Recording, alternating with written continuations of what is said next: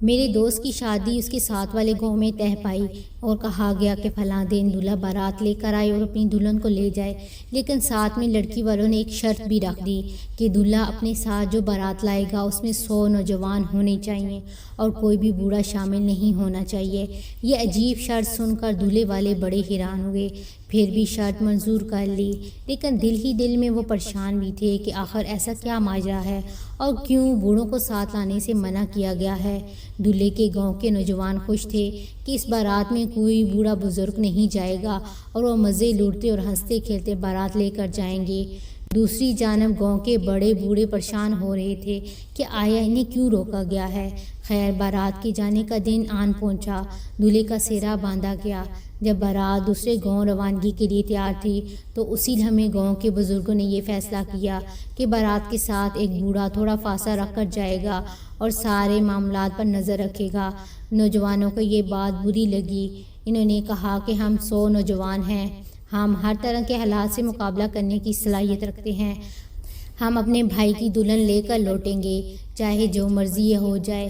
مگر بڑے بزرگ نہیں مانے اور ایک بوڑھے کو بارات سے فاصلہ رکھ کر چلنے کو کہا گیا۔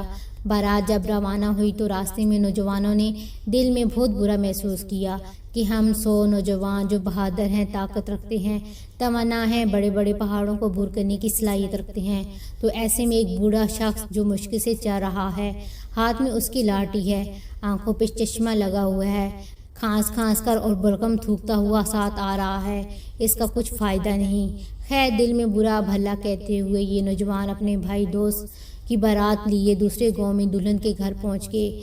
عزیز و اکارم نے جب باراتیوں کو گننا شروع کیا تو وہ پورے 100 صحت مند، توانا، جوشیلے نوجوان ان کے سامنے موجود تھے اور ان میں کوئی بھی بوڑھا موجود نہیں تھا۔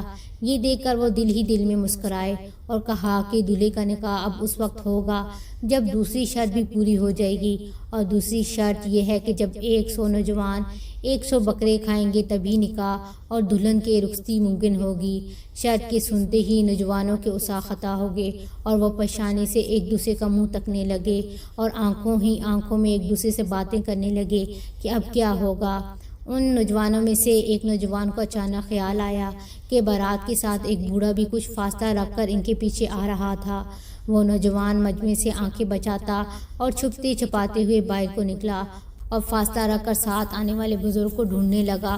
اس نوجوان کو وہ بزرگ ایک درخت کی اوڑ میں آرام کرتے ہوئے ملا اور اس نے جلدی سے سارا واقعہ اس کے سامنے بیان کیا اور رہنمائی طلب کی۔ بوڑھے نے سارا واقعہ سنا اور کہا کہ تم واپس جاؤ اور دلہن والوں کے سامنے اپنی شرط پیش کرو کہ بکرا ایک ایک کر کے ان کے سامنے لائے جائیں، اور جب ایک بکرا ان کے سامنے پہنچے تو سب نوجوان ایک دم اس پر ٹوٹ پڑیں اور اکٹھے کھائیں۔ نوجوان بوڑھے شخص سے ہدایت لے کر واپس پہنچا اور اس نے ویسا کیا جیسے اسے ہدایت دی گئی تھی۔ یہ سارا منظر ماجرا دیکھ کر دلہن والے پریشان ہو گئے اور دلہے والوں نے دلہن والوں کی یہ شرط پوری کر دی اور 100 بکرے کھا لیے۔ پھر نکاح کے بعد دلہن کو لے کر بارات ہنسی خوشی واپس آ گئی۔ نوجوانوں کو پھر احساس ہوا کہ کس طرح ایک بزرگ نے رہنمائی کر کے ان کی پریشانی کو راحت میں تبدیل کیا۔ آج ہم اپنے بزرگوں کا وجود اپنے لیے غیر اہم سمجھتے ہیں، ان کی صحبت میں وقت گزارنا ہم پر گرا گزرتا ہے۔ کہنے کا مقصد یہ ہے کہ ہم نوجوان جذباتی ہیں۔ بزرگوں نے اپنی زندگی کے تجربات سے گزرتے ہوئے اپنے بال سفید کیے ہوتے ہیں، علم و عمل، مشاہدات اور تجربات کی دولت سے مالا مال ہوتے ہیں۔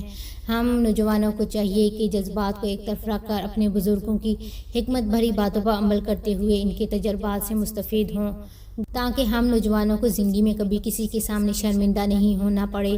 ایک سبب یہ بھی ہے کہ ان کے پاس سب کے لیے وقت ہے مگر اپنے بزرگوں کے ساتھ وقت گزارنے کے لیے وقت نہیں ہے، کیونکہ ہم نوجوانوں کو ان کی باتیں نشتر کی طرح چبھتی ہیں۔ ہمیں اس پر سوچنا ہوگا، اس صحت مند معاشرے اور آئندہ آنے والی نسل کی ترقی کے لیے اپنے بزرگوں کی رہنمائی لینا ہوگی اور یہی ہماری کامیابیوں کے لیے راہ متعین کریں گے۔